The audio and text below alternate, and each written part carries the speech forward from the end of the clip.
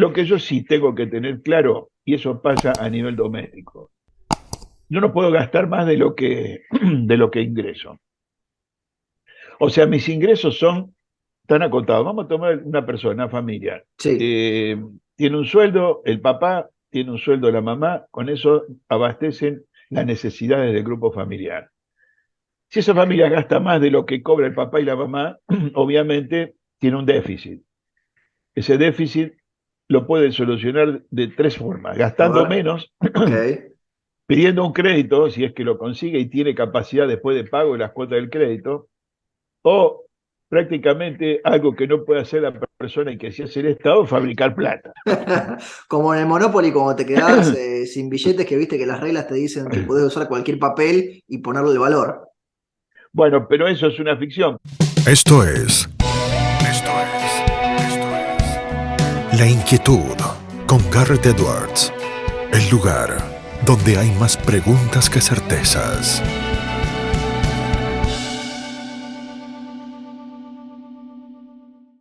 Damos vuelta de página aquí en La Inquietud por CNN Radio Rosario. Tenemos un enorme honor, placer y privilegio. Él es analista tributario, quizá uno de los que mejor entienden los impuestos y la economía en la Argentina. Es también contador, tiene su estudio contable, es asesor tributario.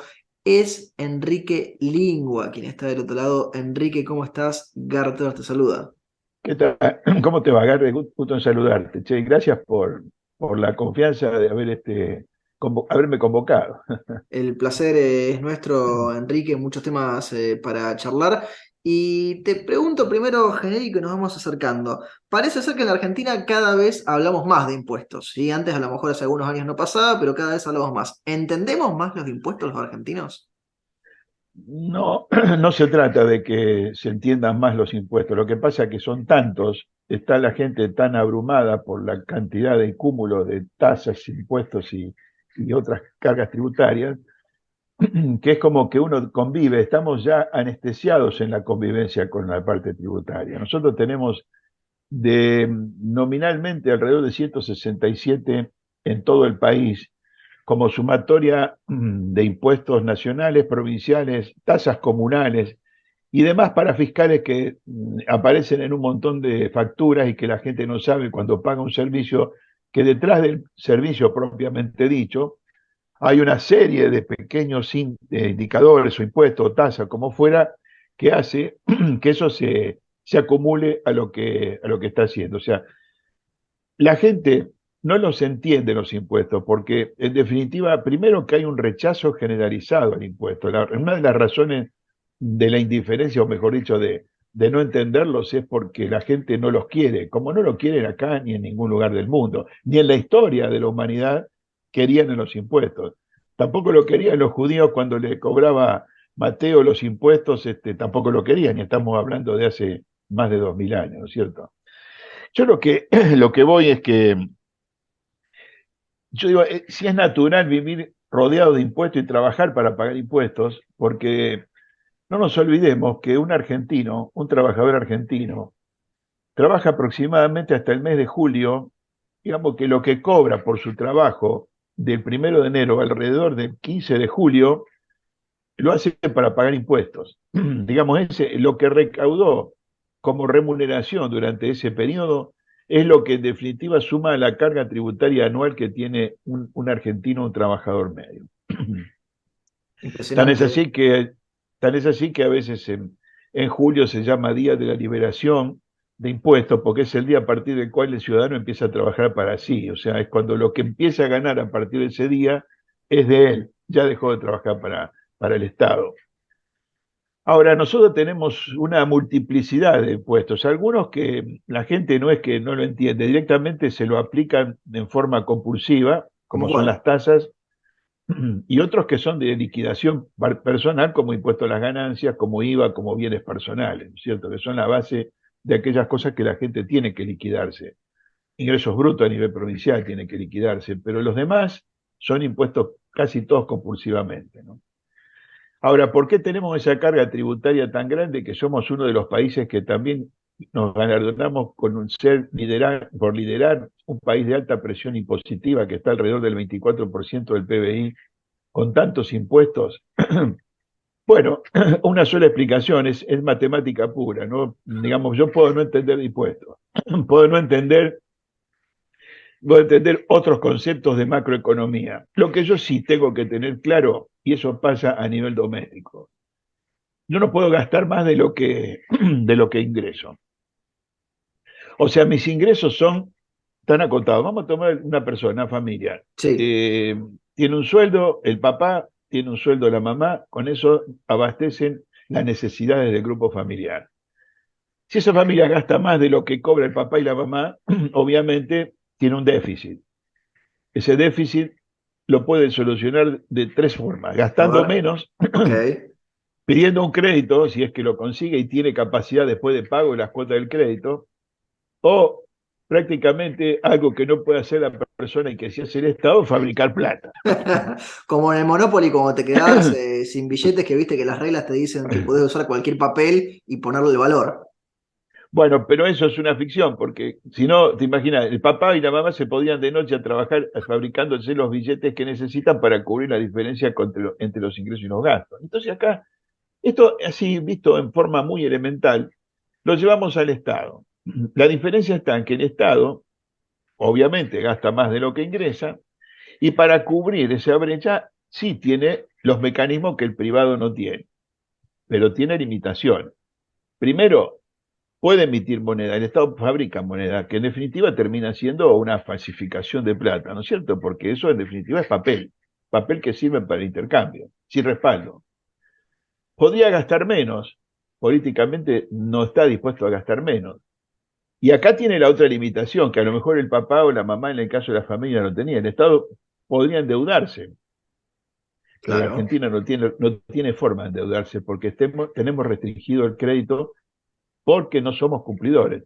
Estamos mendigando que nos den crédito en el Fondo Monetario, estamos mendigando que nos renueven obligaciones, y fíjense ustedes que de a puchito van entrando dinero al Estado. Ahora, pregunto, la pregunta elemental es esta: el papá y la mamá tenían una posibilidad adicional para poder aumentar los ingresos, que era hacer otros trabajos adicionales, conseguir Sí, changas, dedicarse a hacer un algo. laburito extra. Si bien ya tenían su laburo de tiempo completo cada uno de los dos, van y buscan algo part-time en otro lado o se buscan algún contrato o lo que sea. Bueno, eso la familia lo puede hacer. El Estado podría hacer lo mismo. ¿Qué quiere decir el Estado? No se va a buscar otro trabajo, pero podría promover el ingreso de dinero extra que proviene fundamentalmente de las exportaciones, y no poner límites o restricciones a lo que podía ser ingreso de divisas, que generaría un poco un paliativo para el déficit. Entonces la pregunta que nos hacemos es: ¿por qué hay restricciones a las exportaciones? ¿Por qué ponemos cupos? Como el caso de la carne, por ejemplo. ¿Por qué le ponemos restricciones? ¿Por qué le ponemos retenciones? Que si bien es cierto que el dinero de las retenciones lo están usando para pagar el gasto, y limitamos la venta al exterior de algo que nos genera divisas y genera un ¿Cómo se movimiento interno. justifica eso, Enrique? Porque digo, uno entiende, si bien puede no compartirlo, que haya restricciones a las importaciones. Uno a lo mejor no lo comparte, uno a lo mejor ideológicamente incluso cree que es equivocado, pero puede entender la lógica de eso. Ahora, ¿cuál es la lógica de ponernos un cepo a lo que sale en vez de a lo que entra? Es inexplicable, porque el tema de la carne, lo tomo como ejemplo, en su momento, y no es de ahora, ¿no? Ya son políticas viejas, se restringió la venta al exterior de todo tipo de carnes para que la gente en el mercado interno no sufriera un aumento desmedido del nivel de precios con el cual afrontaba el gasto. Realmente no funcionó. No lo hicieron inteligentemente, porque si tomamos lo que hizo Uruguay, que siempre da ejemplo en muchas cosas, el consumo más popular que tenía, que era el asado, no se exportaba, con lo cual no aumentó el precio del asado. Y los precios internacionales de los otros productos que se vendían aumentaron, pero bueno, si se limitaba el consumo interno de esos productos especiales que son vendidos como la carne de mayor calidad, bueno, la gente lo habría sustituido por otra cosa. Acá le aplicamos eso. Después cerramos, eso implicó que si vos restringís la exportación de carne, restringís el trabajo, y hubo frigoríficos que cerraron. Mm. Frigoríficos que cerraron, que dejaron mano de obra, gente sin trabajo. Y yo no entiendo ese tipo de... Eso es lo que me cuesta entender, porque vos me hablas de una lógica. No existe una lógica. Claro. Si uno dijera cuál es la lógica, cuál es la lógica por la cual yo puedo restringir la venta al exterior de un determinado producto porque falta en la Argentina, de acuerdo. Pero no falta en la Argentina el producto. Entonces, la realidad es como el tema del trigo. Restringo el trigo para que no aumente el pan. Y yo preguntaría si el pan aumentó o no. Y Si la parecería ser gente que sí. igualmente... Pero por supuesto, porque no es el factor que el Estado cree que hace. Son medidas que tienen una están caraturadas como populares o populistas, pero el efecto que tienen sobre la población es cero, al contrario, es negativo. Yo, por ejemplo, políticas del Estado en materia de control de precios. Está demostrado la historia del control de precios desde no sé cuántos cientos y miles de años que no funcionó nunca. Sí, por lo menos como el famoso libro ya más de 4.000. De lo que se conoce. ¿Y por qué no hay control? ¿Por qué el tema del control de precios no existe? Porque si yo le restringo el precio de venta y por otro lado el que fabrica y la cadena comercial que tiene que elaborar todo el proceso, le siguen aumentando los costos y resulta que yo le pongo tope al precio final del producto, lo que le estoy haciéndole es decir, mira, vos vas a vender sin ganar. ¿Qué hace la gente? No vende. No, no Y produce, entonces no vende. pero hay desabastecimiento porque la gente no vende a pérdida. Es una ficción ese tema. Yo siempre digo que esos acuerdos de precios que le han puesto un montón de nombres distintos, ahora se llama precios justos, después hubo precios cuidados, cualquier nombre. Hay como digamos, una presión del Estado de determinado grupo de empresas que a esos productos le pongan un tope. Pero lo que no le dicen que no tienen tope son otros productos que son los que aumentan mucho más que lo que debe aumentar en términos generales. Con lo cual la inflación sigue retroalimentándose. A mí Y lamentablemente me parece que, no sé, pasar de un extremo a otro en forma abrupta podría ser contraproducente. un péndulo en la En lo Argentina, personal, ¿no? De un lado al bueno, el otro. movimiento, sí, nosotros somos pendulares, ¿no? No tenemos una política de Estado coherente, tenemos caprichos, decidimos no hacer cosas porque la hizo el otro, entonces como el otro la hizo, no sé si está bien o está mal, pero yo no la quiero replicar.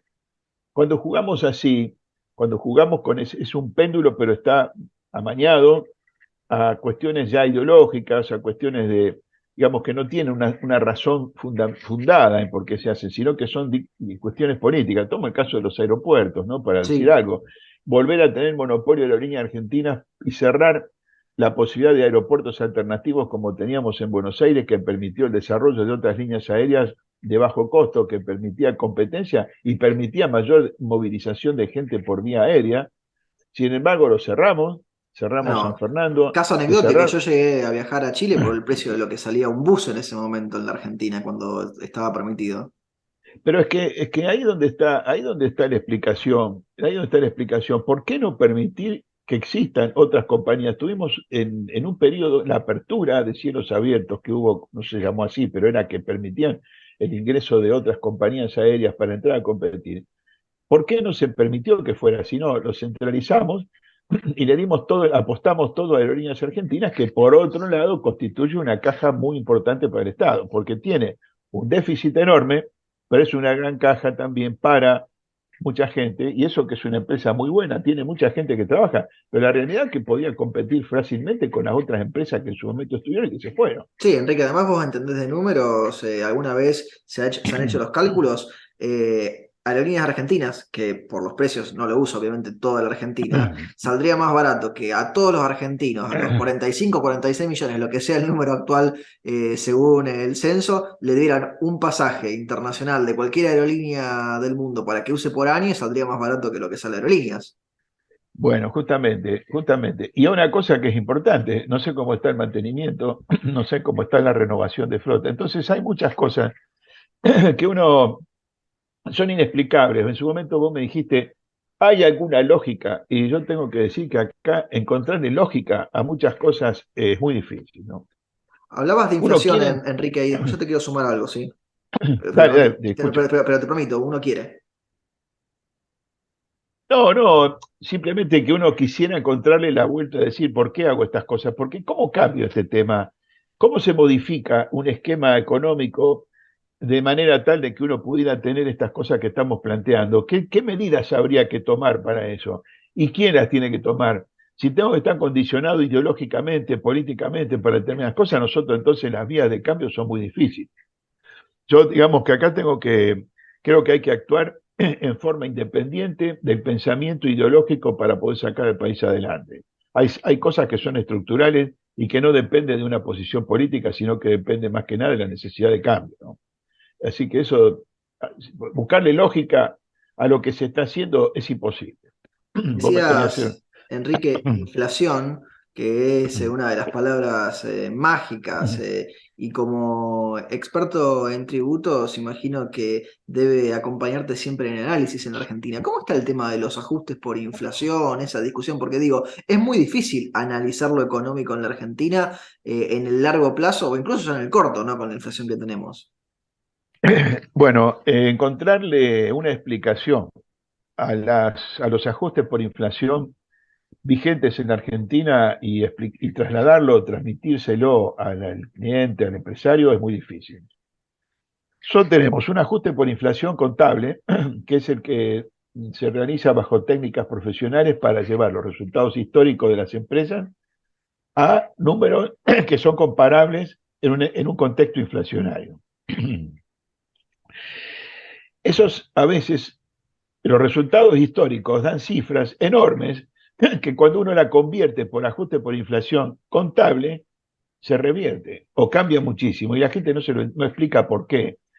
Y hay que entender que el nivel de exposición que tiene una empresa a la inflación, a través del mecanismo del ajuste por inflación, se corrige para que los resultados sean reales y que no se distribuyan utilidades que son ficticias, que terminan siendo distribuciones de capital de las empresas. Mm. Eso tiene una lógica, eso sí tiene lógica. Pero por otro lado está el ajuste por inflación impositivo, que es el que debería permitir correctamente el ajuste del resultado impositivo a la realidad para no pagar impuestos sobre ganancias que no existen. Porque acá también tenemos el problema de que ¿por qué existe el ajuste por inflación impositivo? Porque se necesita corregir el resultado histórico en algo que sea, digamos, real, medido con la capacidad contributiva de la empresa, y no que sea una cifra que no tiene nada que ver con la realidad. Eso ha sido un tema muy controvertido. Hoy está vigente la deducción del ajuste por inflación impositivo, pero hemos tenido periodos no muy lejanos, de unos años atrás, donde se permitía, pero computarlo en 3 años, computarlo en 6 años, el saldo a favor de la empresa. Pero la realidad es que no tendría que ser computado más que en el año ese. ¿Por qué? Porque el ajuste por inflación impositivo lo que me lleva es a pagar impuestos dentro de todo por una cifra real, por una ganancia real que tuvo el empresario. Sí, sí, no por los valores que aparecen que no se ajustan en definitiva a la Bueno, realidad detrás de todo, ¿no? pero no es el mismo procedimiento. Y esto que quede claro, porque por ahí también es difícil transmitirlo. El procedimiento de ajuste por inflación contable, que yo dije antes que era para modificar el resultado de un balance y llevarlo a valores reales, es diferente el procedimiento al impositivo. O sea que contablemente, los contadores, mejor dicho, más que contablemente los contadores, tenemos que elaborar dos ajustes por inflación, el contable y el impositivo. Y una vez que tenemos los resultados, explicarle al empresario y explicarle por qué un número que históricamente daba tanto se convierte en otro número menor, en muchos casos, en el caso contable, y después cómo hago para pagar impuestos partiendo de una utilidad histórica nominal convertida en una cifra un poco más real por el ajuste por inflación.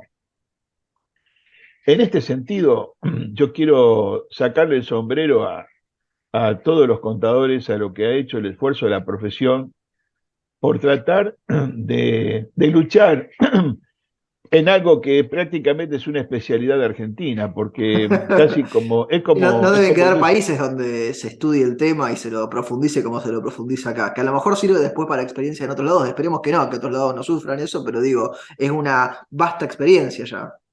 Probablemente, probablemente pasó cuando cayó el muro de Berlín, allá por la década del 90, los países que habían estado dominados por la Unión Soviética, que empezaron a trabajar libremente en el campo de la libertad económica, se encontraron con que tenían altas tasas de inflación. Y en esa época recuerdo que había contadores argentinos que venían con una gimnasia enorme de haber hecho ajustes por inflación contable en Argentina, que iban a trabajar a países como Bulgaria, Rumanía o quizá Polonia, me Como acuerdo que cuando estos España países, pedía dentistas argentinos, ¿no? bueno, estaban muy bien preparados, pero ahí no era por un problema de inflación. No, En no, cambio, no, pero digo ahí, el reclamo sí, de sí, especialistas y de profesionales argentinos en el mundo, distintos motivos, pero digo, yendo y llevando su arte. pero es que justamente lo contrataban a los contadores argentinos por la capacidad que tenían de poder armar un balance ajustable por inflación, porque los contadores locales no sabían hacerlo, no daban a tiempo a capacitarse. Nosotros hemos tenido épocas, por eso digo, los que tenemos muchos años de profesión lo recordamos, hemos tenido épocas en donde era indexado absolutamente todo y se llamaba indexación.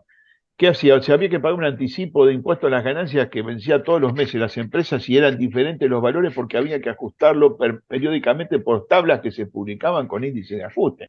Esto parece historia antigua, pero esto fue la Argentina de los años 80, 90. No es que estoy hablando más antes de la convertibilidad, hemos Sí, sí, tenido no, no, no, procesos. no, no es la de la Segunda Guerra Mundial ni la de Primera. No, no, esto no es la hiperinflación alemana del marco que se hablaba y tan mentada que entrabas a un lugar y tenía un precio a la entrada y otro precio cuando te iban. Nosotros estuvimos muy cerca de eso en esa época, porque teníamos 30 a 40% de inflación mensual.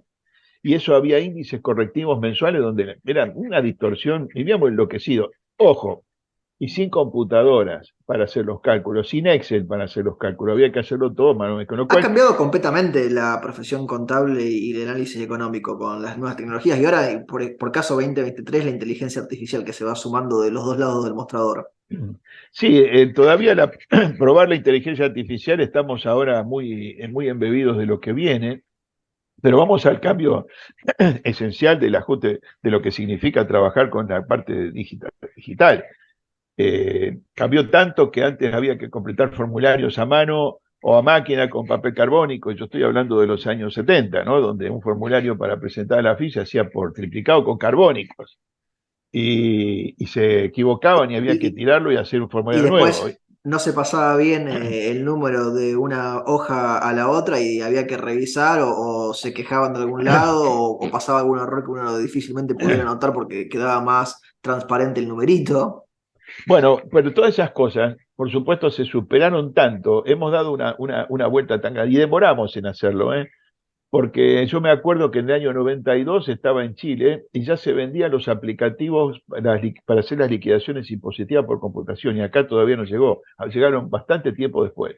Ahora, por suerte, se trabaja online, el gasto lo hace la empresa, porque antes la FIP la DGI en su momento mandaba los formularios por correo, o había que ir a retirarlos.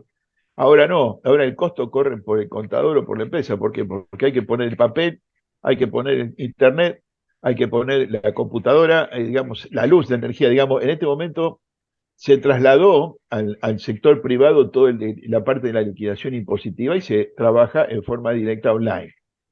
Pero sí, es mucho más, digamos, más sencillo desde el punto de vista teórico, aunque tiene la complejidad que hay que saber manejar los aplicativos, hay que tener disponibilidad, que no colapse la página de la administración cuando se está trabajando y por ahí no funciona, porque eso pasa en Argentina.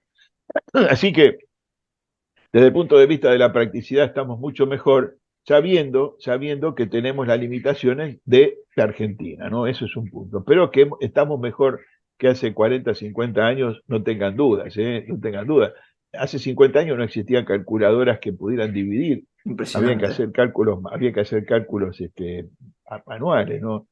Quiero decir esto porque, perdón, dividían algunas maquinitas especiales que no todo el mundo la tenía, que eran mecánicas, pero cuando voy al hecho que uno agarra ahora el teléfono, tener la calculadora, mirá el salto que tiene la gente de estos tiempos, donde hoy prácticamente la gente se olvidó de los cálculos orales porque tiene la calculadora en el Así teléfono. es.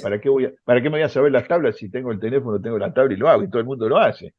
Este, Así que sí, desde el punto de vista de la evolución ha sido positiva en algunas cosas y quizá negativa en otras, pero Vuelvo a un tema que es importante, que es lo que a nosotros nos aflige sobremanera. No se puede vivir en un país con inflación. Vos me tocaste el tema de inflación. No se puede vivir en un país con inflación. No se puede vivir, fíjate vos lo que significa la distorsión, lo que significa el deterioro del valor adquisitivo de la moneda, donde las remuneraciones se quedan fuera de contexto en poco tiempo.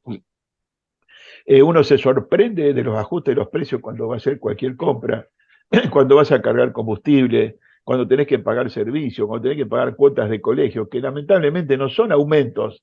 Yo a veces digo, esto es un aumento. No, no es un aumento, es una recomposición de lo que estaba cobrando o pagando, adaptándolo al nuevo valor que tiene, porque si no, se produce un desfasaje tal que la gente si no ajusta pierde. Claro. Con lo cual, Pierde y se descapitaliza, como nos explicabas antes cuando estabas haciendo ahí la diferencia con los repartos de los dividendos, con un ejemplo, digo, sí, pierde y va perdiendo cada vez más capital hasta que se puede quedar en cero si no lo reajusta. es que lo que pasa es que nadie está dispuesto a perder, ni a una persona que trabaja, pero el problema está que el trabajador, los profesionales quizás están a la cola de eso porque no tienen un sindicato, tienen que tener, digamos, es más difícil la recomposición, no es que no se pueda hacer, pero es más difícil. Los trabajadores tienen gremios o sindicatos que están tratando de mantener el poder adquisitivo del salario, ¿no? Entonces, también acá hay un tema importante, ¿no? ¿Cómo se corta esta espiral inflacionaria? ¿Dónde está el inicio del problema como para decir, no tengo, ¿qué corto primero para cortar todo el proceso El de la nudo gordiano. espiralización? Y tengo que empezar, me parece a mí, ¿no? Hay temas importantes. Déficit fiscal. Arranco por un Estado que se encausa en un terreno de superávit o por lo menos de no déficit fiscal que genere la sensación de que no se tira la plata.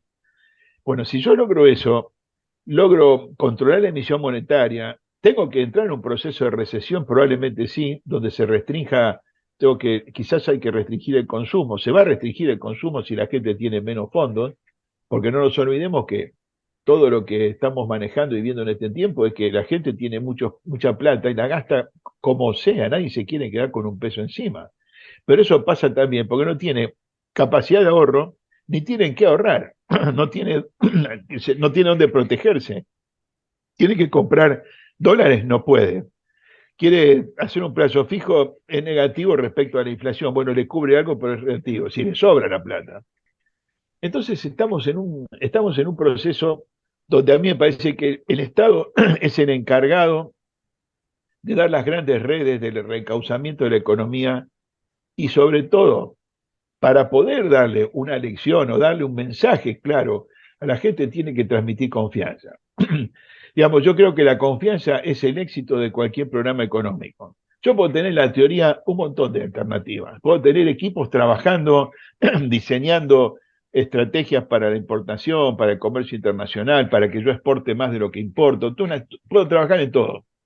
Ahora, si yo no doy señales de confianza, si la gente no se siente que está asistida, que tiene un Estado que fija una regla de juego clara y la respeta, yo tengo que dar confianza cuando fijo una norma tributaria que beneficia a un sector en especial y tengo que juramentarme de que no se la voy a modificar y no como pasa acá, que creo un impuesto, se lo rebajo, cambia de gobierno y lo vuelvo a aumentar. Entonces la gente dice, ¿qué incentivo tengo para invertir? ¿Qué confianza me da el incentivo si después me cambian las reglas de juego y tengo que, digamos, volver a afrontar cosas inesperadas?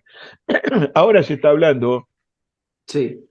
se está hablando de hacer un blanqueo digamos, de dinero en montos más chicos, uno de los estudios. En algún momento, cuando se hicieron otros blanqueos llamados sinceramientos, se prometió que el dinero que provenía de ese blanqueo iba a pagar menos impuestos a los bienes personales y se iba a reducir paulativamente el impuesto a los bienes personales hasta convertirse en cero, un impuesto que existe en muy pocos países. ¿Qué pasó? La gente sinceró, blanqueó, cambió el gobierno y ¿qué hizo? Al revés de lo que se había prometido, se aumentaron todas las alícuotas y empezó a crecer vertiginosamente el impacto impositivo sobre las tenencias exteriores. Entonces se desalentó la posibilidad de que la gente pudiera invertir ese dinero. La gente entonces tiene dinero en el exterior, declarado por el sinceramiento, lo trae al país no lo trae. Es muy simple, Gale, ¿por qué no lo trae? Primero porque acá lo tiene que ingresar a un valor distinto a lo que vale si tiene dólares a un valor distinto. ¿Por qué? Porque como no hay mercado único de cambio, hay 20 tipos de dólares, pero fundamentalmente está el dólar de la, digamos, oficial. Si yo tengo 500.000 dólares, $1.000.000 en Estados Unidos, lo quiero traer acá, no son 500.000 dólares, $1.000.000 crocantes billetes con la cara grande de Franklin, van a ser billetes que se van a convertir en pesos argentinos a 200 y pico pesos, el valor que tenga el dólar oficial. Sí, nadie quiere Entonces, eso. pero no puede ser que yo pierda por la conversión porque se me genera esa brecha enorme que está como el 90%, me genera ya de por sí un desaliento para traer ese dinero acá. Por otro lado, ¿en qué lo voy a invertir? Saco un programa de promoción de inversiones, desarrollo productivo, lo que fuere, y me lo van a respetar durante cuánto tiempo. A lo mejor traigo el dinero y después me empiezan a grabar con impuestos altísimos las inversiones que yo hice. ¿Por qué? Porque volvemos siempre a esa paranoia de que hay que crear siempre nuevos impuestos. Fíjense que la gente recuerde que el asesor económico que el presidente llamó, Sí, venía de Araque. una empresa, que exactamente, lo primero que dijo como gran idea era que había que crear nuevos impuestos. Sí, dijo, No sé faltan dónde. recursos, deberíamos crear un nuevo impuesto. Claro, siempre hay imaginación para crear nuevos impuestos, pero la realidad es que es una imaginación, digamos, ficta, porque crear nuevos impuestos significa aumentar más carga tributaria, más desaliento a la inversión, más impedimento a que la gente quiera traer dinero del exterior. Porque cuando hablan de que hay, no sé, 300, 400.000 millones de dólares fuera del país, parte será no declarado, pero mucho sí declarado, ese dinero no viene a la Argentina porque no le doy las bases, las condiciones para que la traigan. Lamentablemente, le guste, no le guste, la gente, digamos los funcionarios, no hay forma de que yo le genere un shock de confianza como para que la gente pueda traer. Por eso digo que la base de cualquier programa económico uno puede buscar 25 recetas diferentes y hay gente capacitada que está trabajando. Pero la número uno es la confianza. Yo lo que me acuerdo, después todo caduca, pero con la ley de convertibilidad, después de haber pasado el gobierno de Menem en el 89, 90, con las grandes hiper, con el tema Herman, con el plan Bonex y todo lo demás, finalmente se pone en marcha la convertibilidad. Eso fue un shock importante y no estoy haciendo una defensa de lo que fue lo que No, después está ocurrió. describiendo. Yo digo, ¿fue un shock de confianza? Sí. Haber puesto la paridad dólar peso 1 a 1 como para decirle matamos la inflación con esto y nos olvidamos, sí.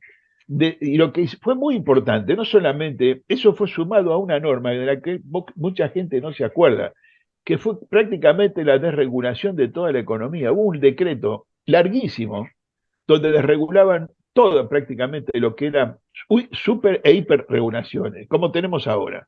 Entonces, ¿cuál es el show de confianza? Primero, aclarar el valor de la moneda. A ver, al dólar, de manera que se me fue la expectativa de lo que tuve en ese momento. La gente se sintió que se olvidaba, parecía mentira. De un día para otro es como la vacuna contra el COVID. Automáticamente me desapareció la preocupación por el mal que tenía la inflación, por ese flagelo. Desregulé la economía. Generé la posibilidad de que salir de las regulaciones y aumentar el desarrollo a través de políticas claras.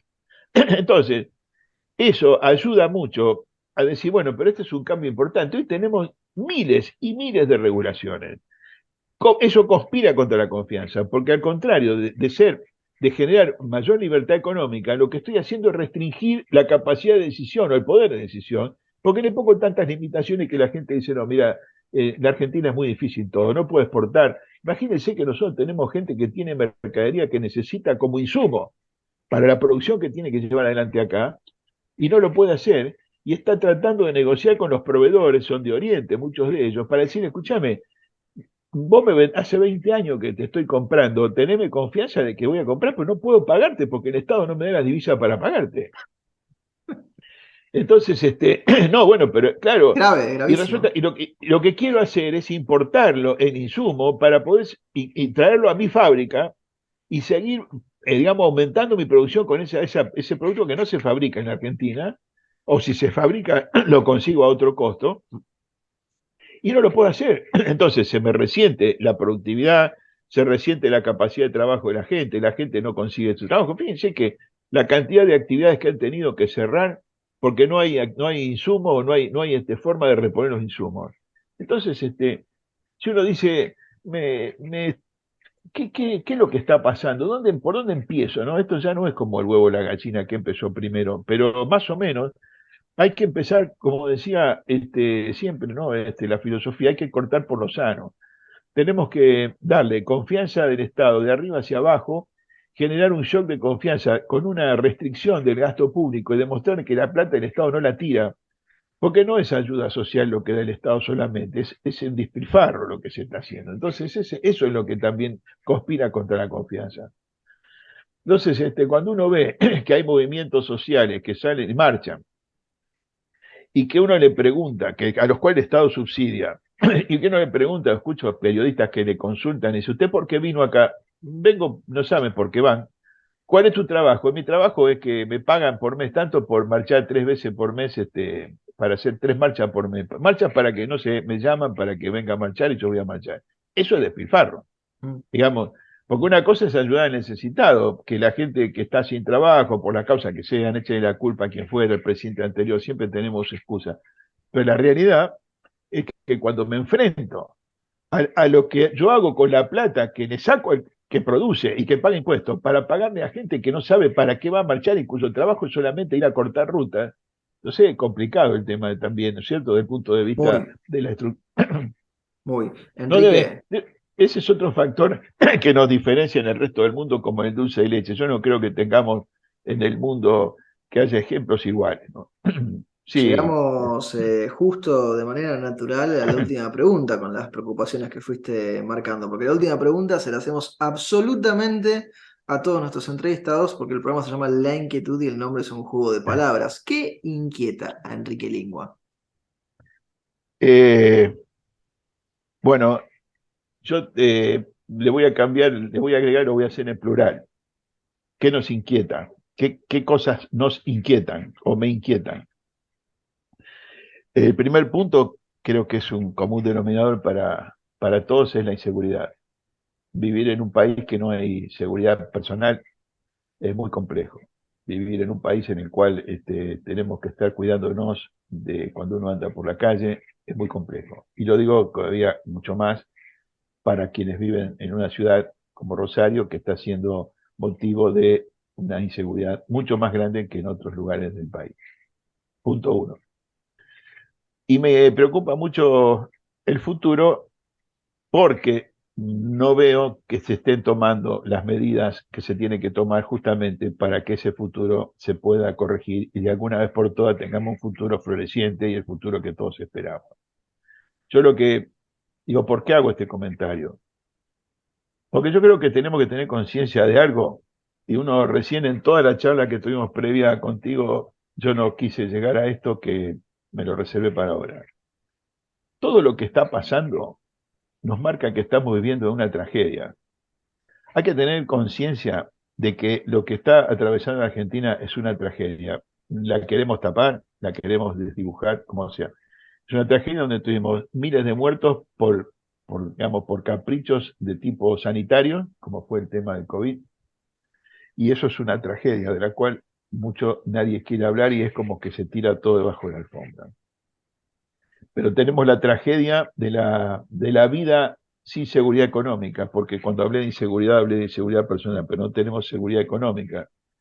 Entonces la gente se va del país o quieren irse del país. ¿Por qué? Porque no le ofrece perspectivas de vida de ninguna naturaleza. Es terrible. Entonces, en una época decía, ojo, que tenemos el témpano enfrente, ¿no? Yo como digamos, el vigía del Titanic, trataba de advertirle al capitán que, que digamos, tenemos el témpano. La realidad, creo que nosotros le pegamos al témpano y vino una persona como el salvador de la economía, que él dice que es un mago, y yo creo que no es un mago, sino que entró para sacar con un balde el agua que está entrando a Titanic, pero el Titanic se está hundiendo. Me parece a mí que lo que tenemos que tomar conciencia es que de una vez por todas los caprichos de la política tiene que terminar con la grieta y ponernos de acuerdo en un plan de restablecimiento, en un plan nacional donde se agrupen todas las fuerzas políticas y se fijen 10, 20, 30 pautas que son las que el país necesite, que seamos coherentes y consecuentes, cualquiera sea quien gane. Entonces, ¿qué me inquieta? Me inquieta también que hay una grieta política que creo que es el principal obstáculo para poder llevar adelante lo que el país necesita, que es sentar las bases para un país con desarrollo, un país productivo, un país que aproveche los recursos que tenemos, que estamos plagados de recursos naturales, somos uno de los países que tenemos el privilegio de tener de todo, y parece mentira, no los explotamos. A nosotros en el mundo nos deben mirar como, viste, una mina inexplotada, una mina que está floreciendo y saca oro por todos lados, y nosotros lo dejamos y lo miramos. Entonces, somos muy apetitosos para el resto del mundo en la Argentina, pero los que estamos adentro, o los que dirigen a los que estamos adentro, están trabajando mirando para otro lado. Eso me inquieta, y eso es producto de esta grieta que se ha fabricado, que es una falsa, es una mentira, pero la verdad que es lo que hoy tenemos, y entonces eso también me inquieta. Y me inquieta por último, por eso lo hice en plural, la hipocresía. Me inquieta la falta de sinceridad de la gente, de los políticos, fundamentalmente, que se han acostumbrado a engañar a la gente con son caraduras directamente, con mucha liberalidad, engañan a la gente, les mienten a la gente, le dicen cosas que no son ciertas, y hay un sector importante que le cree. También me preocupa porque esa falta de moral para ser hipócrita es una de las cosas que también conspira con la Argentina. Un día tenemos que ser sinceros y dejarnos de mentir. Entonces, no estaba preparado para enumerar qué me inquieta. No es una sola cosa la que me inquieta, son muchas, muchas más, pero quise sintetizártelo en esta pregunta que vos me hacés respecto a qué me inquieta como parte de tu programa. Enrique, muchísimas gracias por el tiempo que nos has compartido, por tus reflexiones a mí en esta audiencia. Te mandamos un fuerte, fuerte abrazo. Muchas gracias. Y nuevamente, como te dije al comienzo, te reitero el agradecimiento de haberme convocado y la confianza de haber pensado que podía ayudarte a llevar adelante este programa de la fe. Un abrazo y saludos. Fuerte abrazo. Lo teníamos a Enrique Lingua aquí en La Inquietud por CNN Radio Rosario. Esto fue La Inquietud con Garrett Edwards. Síguenos en redes sociales y en www.edwards.com.ar.